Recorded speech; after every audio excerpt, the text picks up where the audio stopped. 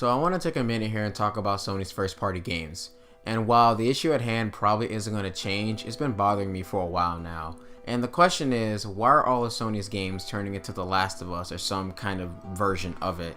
This isn't something I noticed at first, but it wasn't until the rise of Uncharted, the actual Last of Us, and then more pertinently with the Order 1886 and the new God of War, it really set in.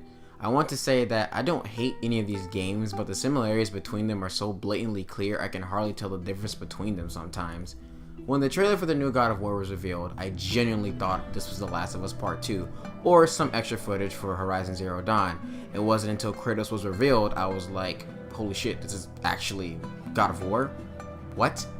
These games not only look similar aesthetically, but they're also very similar in premise. Naughty Dog clearly has a winning formula with Uncharted and The Last of Us, so surely Sony wants to replicate that into their other franchises.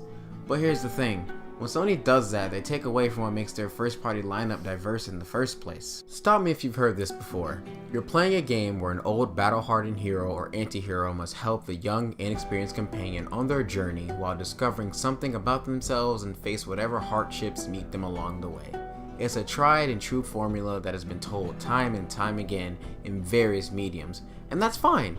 Problem is, aside from a few games, this is the bread and butter of Sony's stories. Even if you ignore the stories these games have, they all have a similar setup. A third-person adventure game with a nearly identical control scheme and scripted cutscenes that take control away from the player so we can all stop and admire the scenery. My favorite Sony IP released in the last couple years has been Gravity Rush.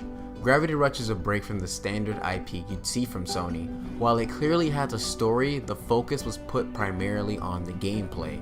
The concept of controlling gravity at any time and zipping around through the skies in a unique fantasy world with whimsical characters and a gorgeous art style, that kind of reminds me of the games Sony would make during the PS1 and PS2 era. It's simply a shame we don't see those kinds of games from their in-house studios anymore, aside from Ratchet and Clank, but that's done by Insomniac. I understand with the success of The Last of Us and Uncharted, Sony wants more of that. And don't get me wrong, I really do, because they're a business after all. They do have to make money.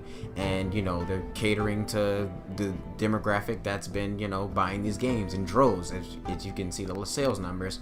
But when they do stuff like this, by chasing one demographic, they in turn lose focus and alienate the rest of another.